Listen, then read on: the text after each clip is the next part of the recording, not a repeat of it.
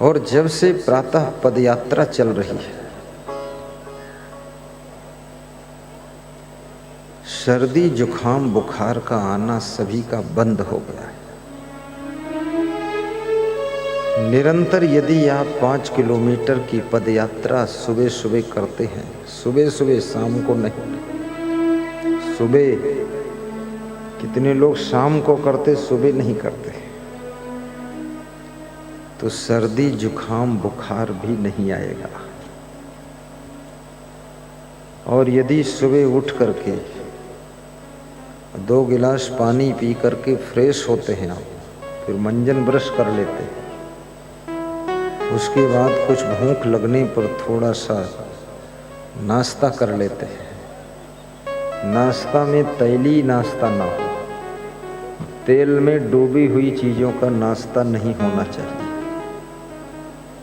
तेल में डूबी चीज़ें जैसे कौन क्या डूबता तेल में, पकौड़ी वो नहीं, जलेबी वो भी नहीं, नमकीन मिक्सर वो भी नहीं, समोसा नहीं, कचौड़ी नहीं, तो क्या जो तेल में न डूबा हो उसे ढूंढ लो। तुम्हें खाना है तुम ढूंढो।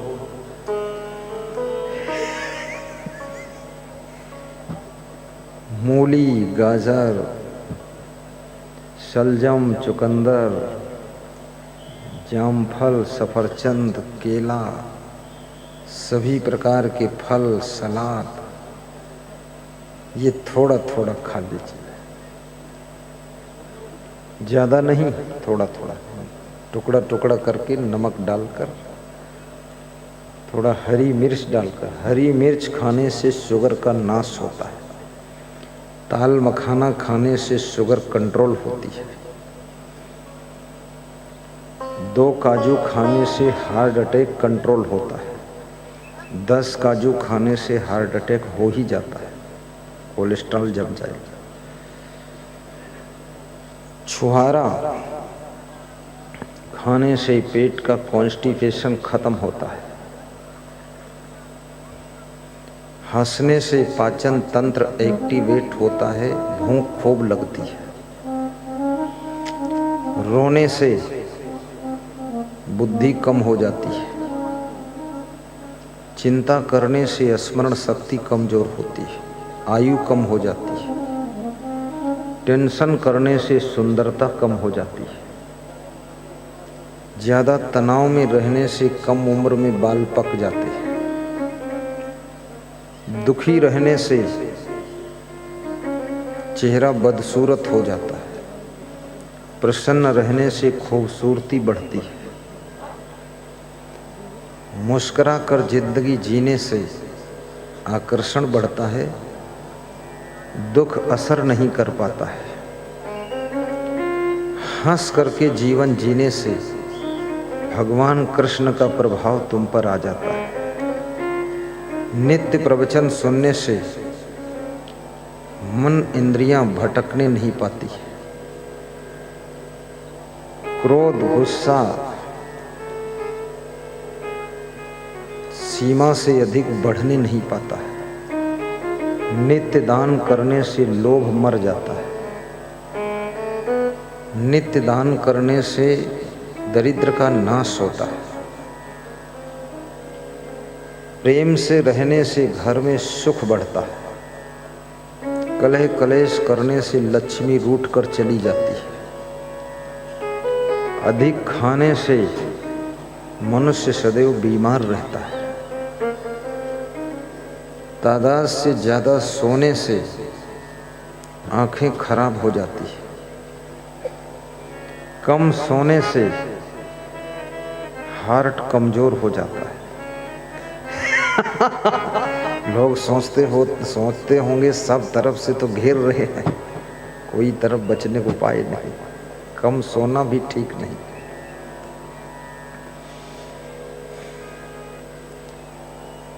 इंद्रियों को बस में रखने से असीमित सुख की प्राप्ति होती है। इंद्रियों की चंचलता में बहने से अपमान के घूंट पीने पड़ते हैं। चरित्रवान व्यक्ति को हमेशा सम्माननीय स्थान की प्राप्ति होती है। क्रोध को वश में करने से, आपत्ति के समय धैर्य रखने से राज्य और लक्ष्मी की प्राप्ति होती है। जिनको राज्य और लक्ष्मी चाहिए, कृपया धैर्य रखें, क्रोध को कंट्रोल रखें। पार्टी के लोग तुमको गाली दें वो भी बर्दाश्त करो, बहुत जल्दी राजपद मिलेगा। तुम्हारी फोटो को जूता पहनाए तो समझ लो अब ऊंचे उठने वाले हैं आप। तुम्हारे पुतले को फूंक दें तो समझ लो अब जल्दी पद मिलने वाला है।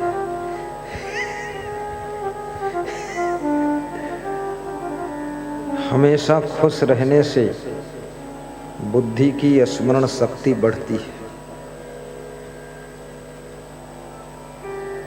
पति पत्नी जो प्रेम से रहते उनके घर में लक्ष्मी बढ़ती है। माता पिता के पैर छूने से, नित्य पैर छूने से, अगर दूर हैं आप तो माता पिता को नित्य प्रणाम करने से, अपने से बड़ों को मोबाइल के द्वारा भी प्रणाम कर लीजिए। खासकर माता पिता और दादा दादी को, चाचा चाची को 15 दिन के बाद, भाई को सप्ताह के बाद। लेकिन एक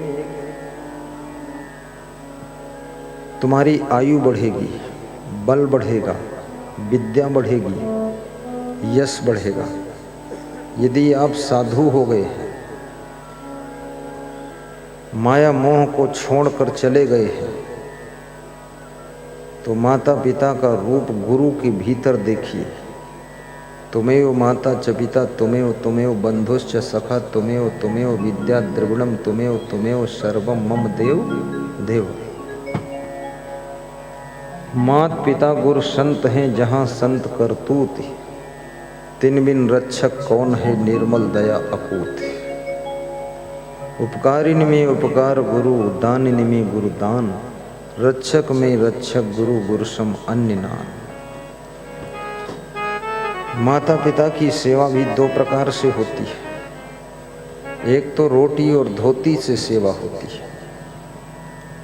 भोजन खिलाइए, जल पिलाइए, बिस्तर लगाइए, ये भी सेवा, ये शरीर की सेवा। लेकिन अपने माता पिता को यदि आप भक्ति में लगा दें, सतमार्ग में लगा दें, गुरुदीक्षा दिला दें, या तुम्हारे प्रभाव से माता पिता भक्ति करने लग जाए, तो ये उनकी आत्मा की सेवा है। भक्ति से आत्मा की मुक्ति होती है। कितने लोगों के मन में प्रश्न उठता है कि ये साधु जो बन जाते ये माता पिता की सेवा नहीं करते, तो इनका क्या होगा? जो साधु बन जाता है उस साधु के प्रेम में उसके माता पिता भी भक्ति के मार्ग में लग जाते हैं, वो भी गुरुमंत्र ले लेते हैं,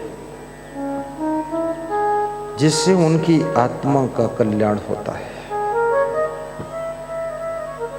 केवल रोटी धोती से भी काम नहीं चलेगा, आत्मा की भी सद्गति होना चाहिए।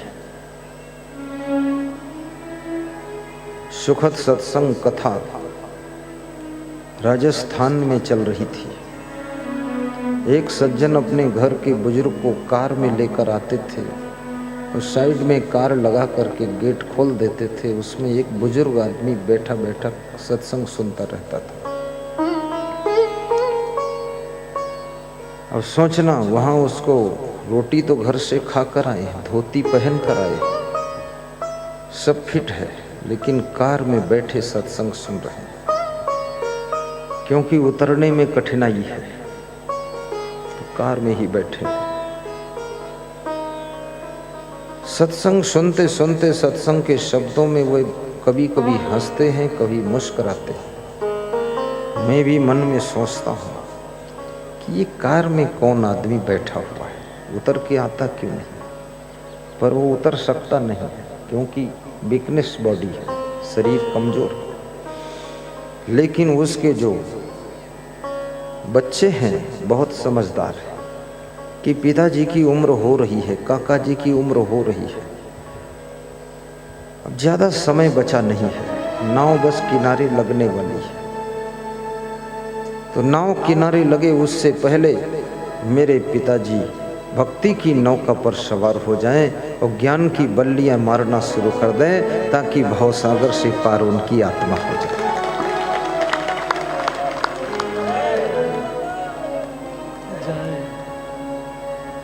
ये कहानी नहीं है, ये शाश्वत उदाहरण है। राजस्थान डिस्ट्रिक्ट झालावाड़ बकानी गांव की कथा है।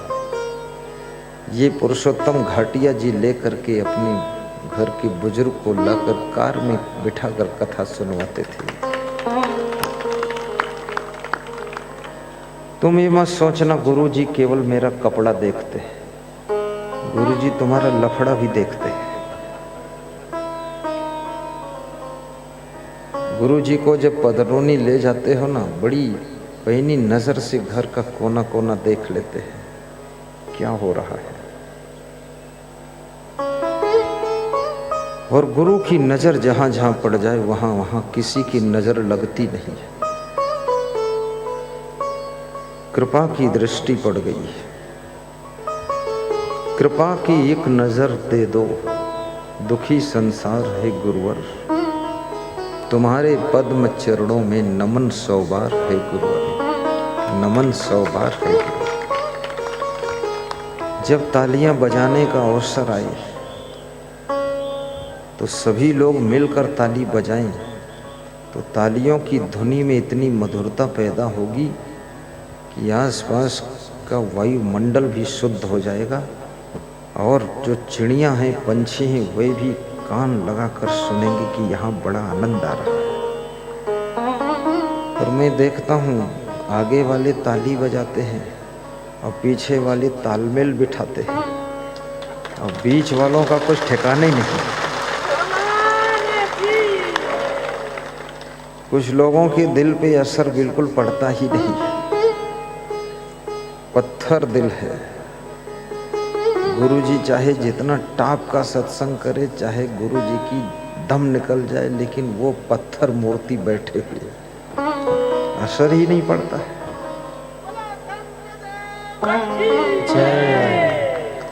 असर पड़ना चाहिए।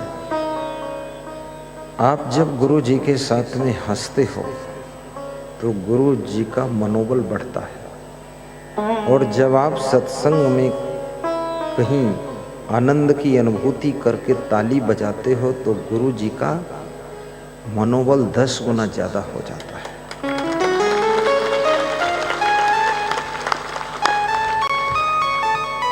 और ताली बजाने से आपकी सुस्ती खत्म होती है, सिर दर्द खत्म होता है।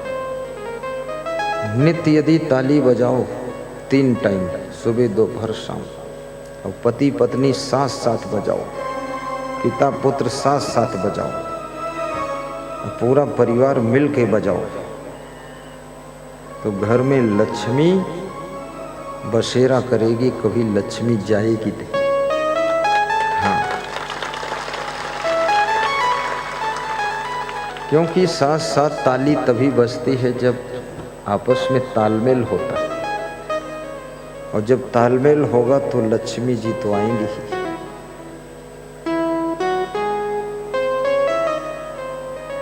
ताली बजाने से शुगर की बीमारी भी कंट्रोल होती है, एक को पंक्चर हो जाता है। ये पॉइंट होते हैं सब।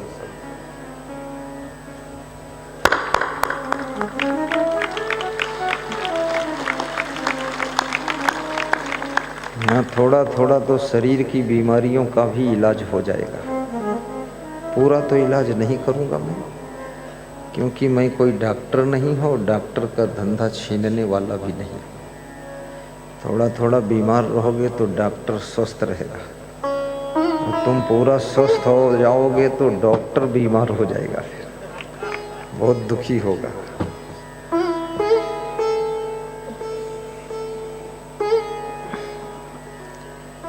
सुबह से शाम तक प्रसन्न रहने का अभ्यास कीजिए।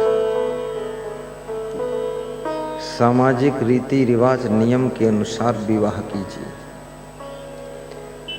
मन इंद्रियां यदि बस में हो तो संत बन जाइए। संत बन करके साधना कीजिए जैसे हम संत बने। हम अपने मन से संत बने। हम कोई शास्त्र पढ़ के संत नहीं बने, न किसी संत को देखकर संत बने। हम सोच समझकर संत बने।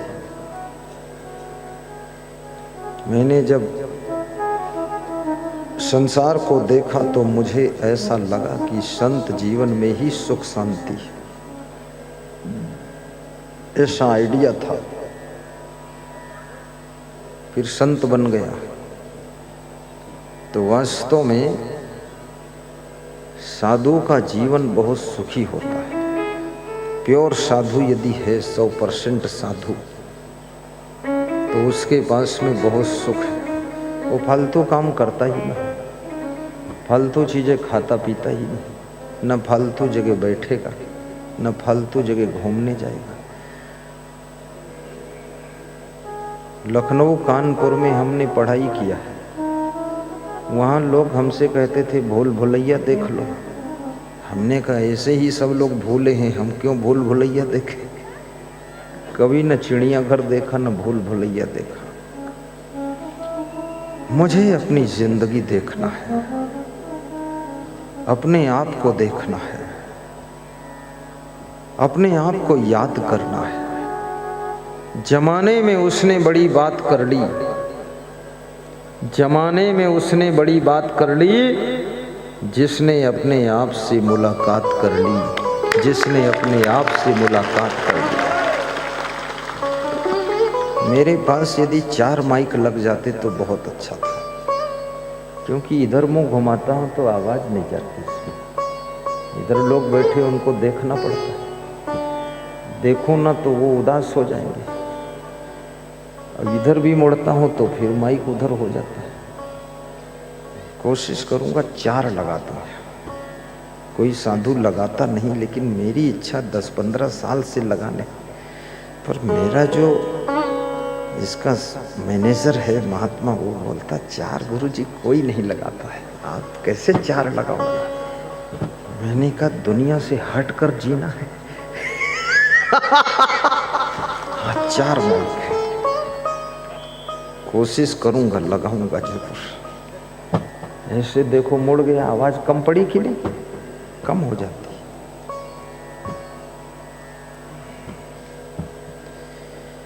अपने को आप भूल के हैरान हो गया। आत्मज्ञान है। अपने को आप भूल के हैरान हो गया है। अपने को आप भूल के हैरान हो गया। अपने को आप भूल के हैरान हो गया। माया के जाल में फंसा हो, माया के जाल में फंसा। माया है क्या? माया के जाल में फंसा वीरान हो गया। अपने को आप भूल हैरान हो गया। अपने को आप भूल के हैरान हो गया। मुसलमानों में ताजिया का मेला होता है। ताजिया होता है ना, इधर भी होता होगा। मुसलमान ताजिया धूमधाम से मनाते हैं और हिंदू होली धूमधाम से, दिवाली धूमधाम से, दशहरा धूमधाम से, कृष्ण जन्माष्टमी धूमधाम से, गुरु पूर्णिमा धूमधाम से, रक्षाबंधन धूमधाम से। हिंदुओं के तो इतने पर्व हैं, हर महीने में धूमधाम धूमधाम धूमधाम। बड़ा अच्छा है हिंदू धर्म, हर महीने में त्योहार मनाओ, कोई न कोई त्योहार आ ही जाता है। कहीं स्वामी महावीर की जयंती है, कहीं हनुमान जयंती, कहीं राम जन्म चैत्र रामनवमी है कि नहीं, कहीं तो कृष्ण जन्माष्टमी, और किसी की जन्माष्टमी नहीं तो खुद का जन्मदिन।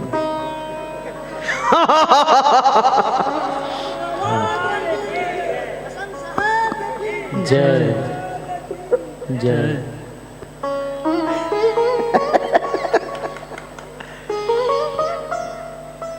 ये एक बहुत बड़ी मजे की बात है। अब तो गृहस्थ आश्रम में एक नया उत्सव मनाया जाता है जिसका नाम है सालगृह। मतलब 1 साल के बाद पति पत्नी सालगृह मनाते हैं। सालगृह मतलब 1 साल के गृह पूरे हो गए, अब अगला साल शुरू हुआ गृह। बहुत खतरनाक है। उत्सव त्योहार का संप्रदाय हिंदू धर्म है, और हिंदुओं के त्योहार बड़े मधुर त्योहार होते हैं। दिवाली में दीप जलाए जाते हैं, पटाखे फोड़े जाते हैं।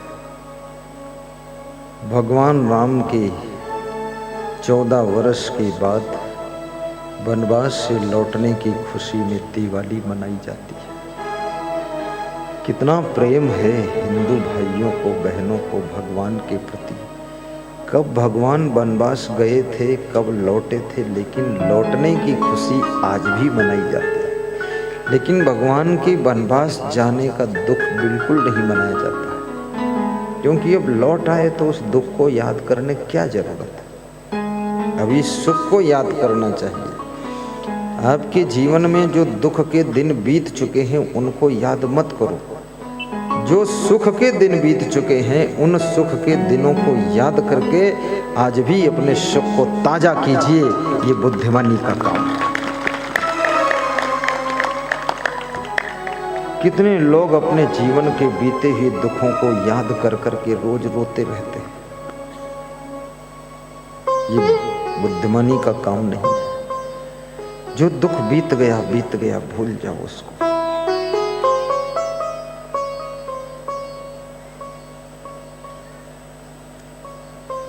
त्योहार मनाइए,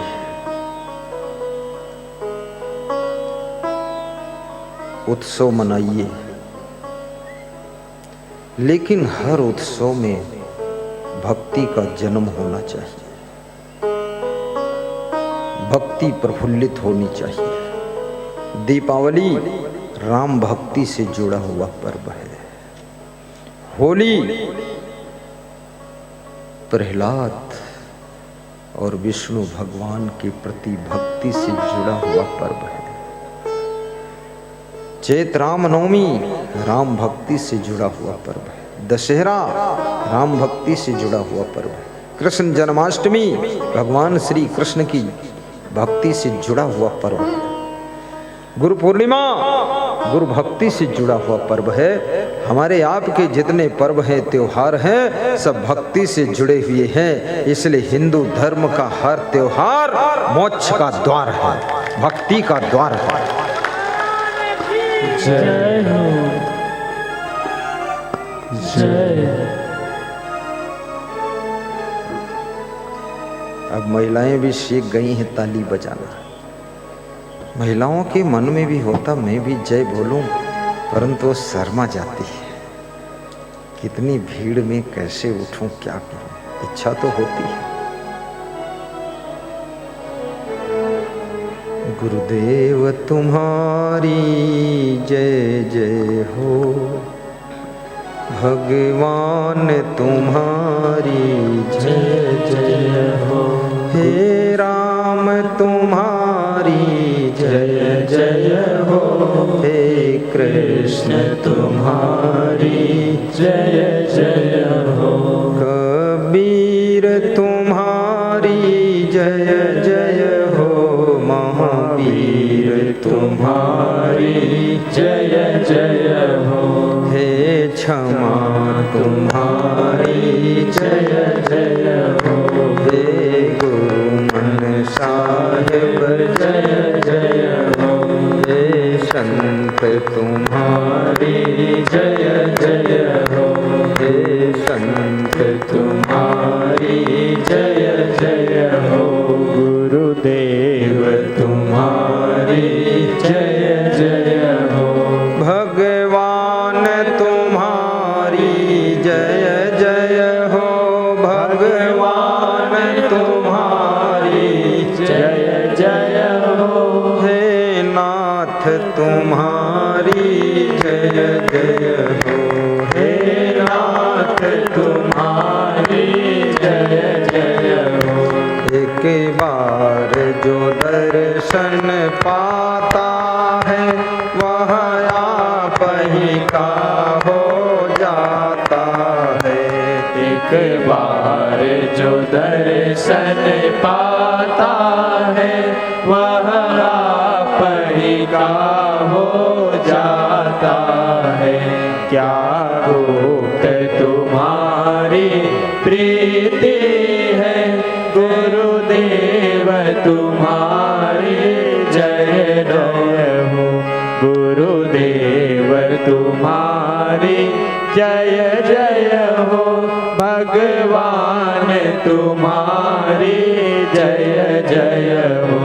हे राम तुम्हारी जय जय हो। हे कृष्ण तुम्हारी जय जय हो। कबीर तुम्हारी जय जय हो। महावीर तुम्हारी जय जय हो। गुरुदेव तुम्हारी जय जय हो। भगवान तुम्हारी जय जय हो। जग जीवों के आधार हो तुम।